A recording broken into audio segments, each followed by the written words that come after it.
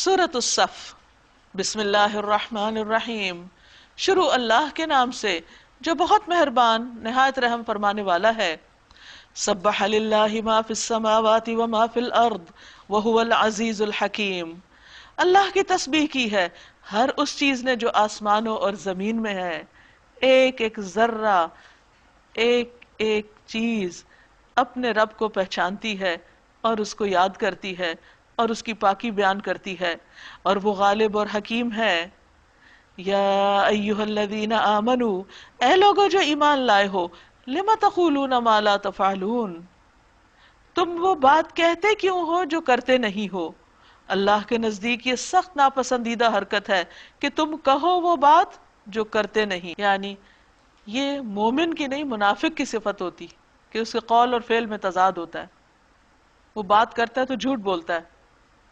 جیسے ایک حدیث میں آتا ہے منافق کی 3 نشانیاں ہیں، اگرچہ وہ نماز پڑھتا ہو، روزہ رکھتا ہو اور مسلمان ہونے کا دعویٰ کرتا ہو۔ کتنی سخت بات ہے یہ، اور یہ بخاری اور مسلم کی حدیث ہے۔ لیکن یعنی نماز روزہ کرنے کے باوجود جب بولے تو جھوٹ بولے، وعدہ کرے تو خلاف ورزی کرے، اور جب کوئی امانت اس کے سپرد کی جائے تو وہ اس میں خیانت کر دے، یعنی عہد کی خلاف ورزی کے علاوہ عہدوں کی جو ذمہ داری ہے اس کو بھی نہ پہچانے، وہ بھی ایک امانت ہوتے ہیں، یا مالی امانت، کوئی بھی چیز۔ تو اصل بات یہ ہے کہ کسی چیز کی حقیقت اگر ہم بدل دیتے ہیں یا یہ کہتے ہیں کہ وہ چیز ویسے نہیں ہے جو وہ اصل میں ہے، تو ہم اپنے آپ کو بھی دھوکہ دیتے ہیں، دوسرے کو بھی۔ مثلا لکڑی لکڑی ہے، لوہا لوہا ہے، اگر آپ لوہے کو لکڑی سمجھیں اور اٹھا کر کسی کی طرف پھینکیں تو اس کا اثر تو کچھ اور ہوگا۔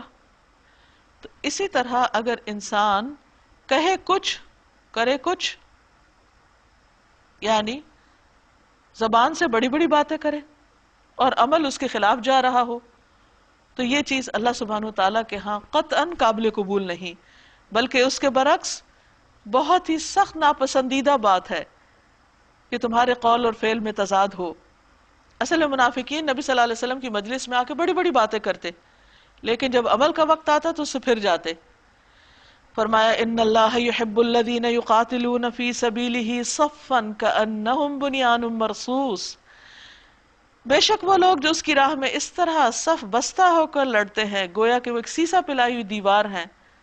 تو وہی لوگ دراصل ایمان والے ہیں، وہی لوگ اللہ تعالیٰ سے محبت کرتے ہیں اور اللہ کی خاطر ایک دوسرے سے بھی جڑتے ہیں۔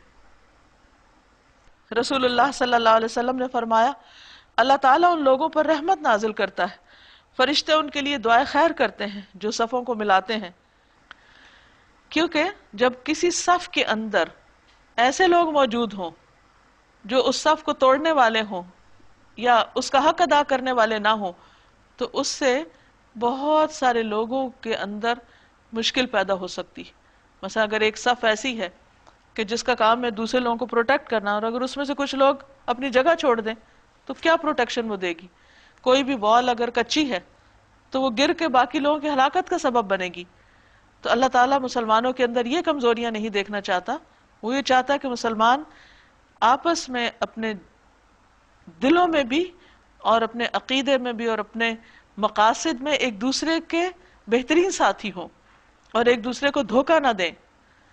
وَإِذْ قَالَ مُوسَىٰ لِقَوْمِهِ يَا قَوْمِ لِمَ تُؤْذُونَنِي وَقَدْ تَعْلَمُونَ أَنِّي رَسُولُ اللَّهِ إِلَيْكُمْ، یاد کرو موسیٰ علیہ السلام کی وہ بات جو اس نے اپنی قوم سے کہی تھی، اے میری قوم کے لوگو تم کیوں مجھے اذیت دیتے ہو، حالانکہ تم خوب جانتے ہو کہ میں تمہاری طرف اللہ کا بھیجا ہوا رسول ہوں۔ پھر جب انہوں نے ٹیڑھ اختیار کی تو اللہ نے ان کے دل ٹیڑھے کر دیے، اور اللہ فاسقوں کو ہدایت نہیں دیتا۔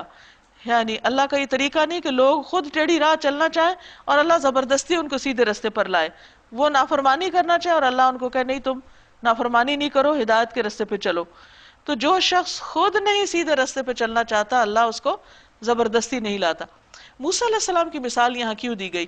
اس لیے کہ موسیٰ علیہ السلام بنی اسرائیل کی طرف بھیجے گئے جو اس وقت ایک زوال یافتہ قوم تھی، فرعونیوں کی غلامی میں رہی تھی، ان کے اندر کوئی اخلاق اور کردار باقی نہیں رہا تھا، کیونکہ جو ترقی یافتہ قومیں ہوتی ہیں وہ اپنے وعدے کی پابند ہوتی ہیں، جو کہتی ہیں وہ کرتی ہیں، لیکن بنی اسرائیل اپنی کمٹمنٹ نہیں نبھاتے تھے، وہ عہد کرنے کے بعد خلاف ورزی کر دیتے، اور جو قوم عہد کر کے خلاف ورزی کر دے تو وہ حق سے اور بھی زیادہ دور ہو جاتی، وہ پھر سیدھے راستے پہ چلنے کے قابل نہیں رہتی. اسی لیے اللہ تعالیٰ فرماتے ہیں کہ ایسے لوگوں کو پھر اللہ ہدایت بھی نہیں دیتا. اس کے بعد عیسیٰ علیہ السلام کی بات کی گئی. وَإِذْ قَالَ عِيسَى ابْنُ مَرْيَمَ يَا بَنِي إِسْرَائِيلَ إِنِّي رَسُولُ اللَّهِ إِلَيْكُمْ. موسیٰ علیہ السلام آغاز میں آئے تھے جب انہوں نے بنی اسرائیل کو فرعون کی غلامی سے نجات دی، پھر طویل عرصہ ان پر گزرا، بیچ میں ایسے پیغمبر آئے کہ جنہوں نے بنی اسرائیل کو بہت عروج پر پہنچایا، ان کے اندر اچھے اچھے رہنما بھی آئے، ان کی حالت میں بہتری بھی ہوئی، لیکن پھر ایک لمبا عرصہ گزرنے کے بعد ان کے اندر پھر زوال آ گیا. انہوں نے پیغمبروں کو قتل کرنا شروع کر دیا، زکریا علیہ السلام کو، یحییٰ علیہ السلام کو، عیسیٰ علیہ السلام کو قتل کرنے کی سازشیں کرنے لگے. تو اللہ سبحانہ وتعالیٰ نے اس دور میں ان پر آخری حجت تمام کرنے کے لیے عیسیٰ علیہ السلام کو بھیجا تھا، اور عیسیٰ علیہ السلام نے آ کے ان کو بتایا کہ بنی اسرائیل میں تمہاری طرف رسول بنا کر بھیجا گیا ہوں. یاد کرو عیسیٰ ابن مریم کی وہ بات جو اس نے کہی تھی، اے بنی اسرائیل میں تمہاری طرف اللہ کا بھیجا ہوا رسول ہوں، تصدیق کرنے والا ہوں اس تورات کی جو مجھ سے پہلے آئی ہوئی موجود ہے، اور بشارت دینے والا ہوں ایک رسول کی جو میرے بعد آئے گا جس کا نام احمد ہوگا. مگر جب وہ ان کے پاس کھلی کھلی نشانیاں لے کر آئے تو انہوں نے کہا یہ سری دھوکا ہے. یعنی بنی اسرائیل نے جو اس وقت کی مسلمان قوم تھی اللہ کے رسول کو بلیم کرنا شروع کر دیا، کہا یہ دھوکا ہے، ایسی کوئی بات نہیں.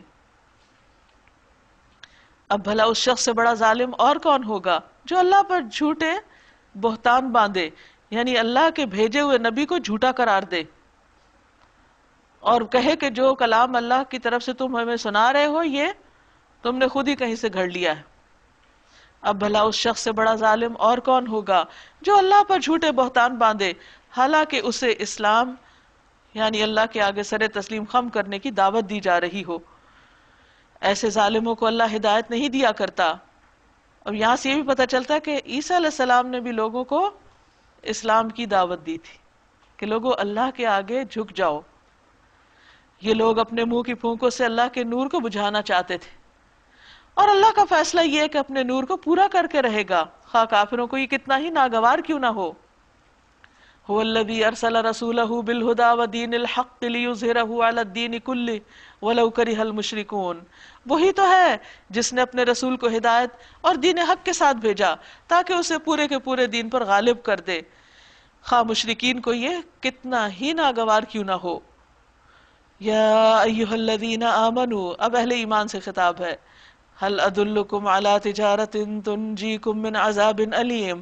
اے لوگو جو ایمان لائے ہو میں تمہیں بتاؤں تم کو وہ تجارت جو تمہیں دردناک عذاب سے بچا لے.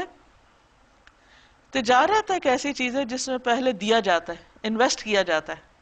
مثلا آپ کوئی بھی بزنس شروع کرنا چاہتے ہیں تو پہلے آپ پیسہ لگاتے ہیں، وقت لگاتے ہیں، پوری صلاحیتیں لگاتے ہیں، پھر آپ کو نفع ملتا ہے.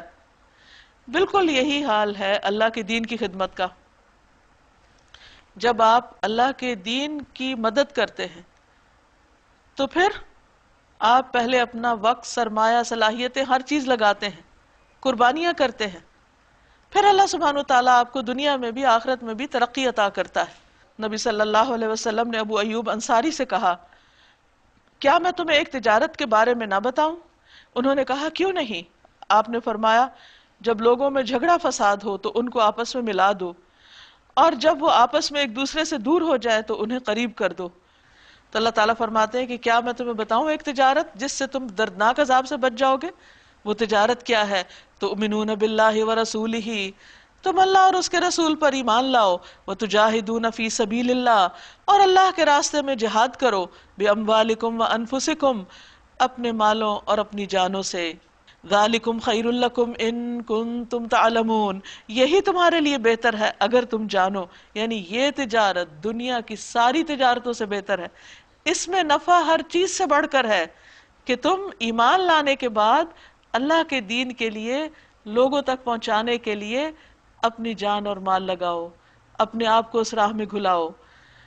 لیکن عام طور پر انسان خود غرض واقع ہوا ہے. جب اللہ تعالیٰ اس کو نعمتیں دیتا ہے تو وہ کیا چاہتا ہے کہ وہ اپنی ذات میں اچھا ہو، اس کا گھر اچھا ہو، اور پھر دنیا کو ہی اپنی آرام گاہ بنا لینا چاہتا ہے، جبکہ اللہ نے اصل خوشی کی جگہ مومن کے لیے آخرت رکھی ہے.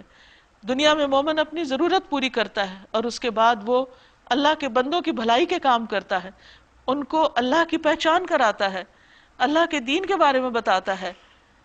وہ ایسی زندگی نہیں گزارتا کہ جس میں ساری کی ساری اس کی توجہ صرف اپنی ذات کی طرف ہو. وہ سیلف سینٹرڈ نہیں ہوتا، وہ لوگوں کی خیر اور بھلائی کے کام کرتا ہے. وہ صرف اپنے لیے چند وظائف کر کے جنت کمانے کی فکر نہیں کرتا، بلکہ وہ اللہ کے دین کو لوگوں تک پہنچا کر ان کی آخرت کی بھلائی کے لیے بھی فکر کرتا ہے. وہ ہر ایک کے لیے تڑپتا ہے، چاہے کوئی اس کا مخالف ہو، چاہے اس کا کوئی دوست ہو، وہ ہر ایک کی خیر چاہتا ہے. اور یہی طریقہ سب سے بہترین طریقہ ہے. یغفر لکم ذنوبکم، اس طریقے سے کیا ہوگا؟ تمہارے گناہ کوتاہیاں غلطیاں معاف ہو جائے گی. وَيُدْخِلْكُمْ جَنَّاتٍ تَجْرِي مِن تَحْتِهَا الْأَنْهَارُ، وہ تمہیں ایسے باغوں میں داخل کرے گا جن کے نیچے نہریں بہہ رہی ہوں گی. وہاں تو پھر آرام ہی آرام ہے، نہ کوئی دکھ، نہ کوئی بیماری، نہ کوئی تکلیف. اس لیے اس آرام کی خاطر آج قربانی کر لو. وَمَسَاكِنَ طَيِّبَةً فِي جَنَّاتِ عَدْنٍ، اور پاکیزہ گھر، عمدہ گھر ہمیشہ کی جنت میں.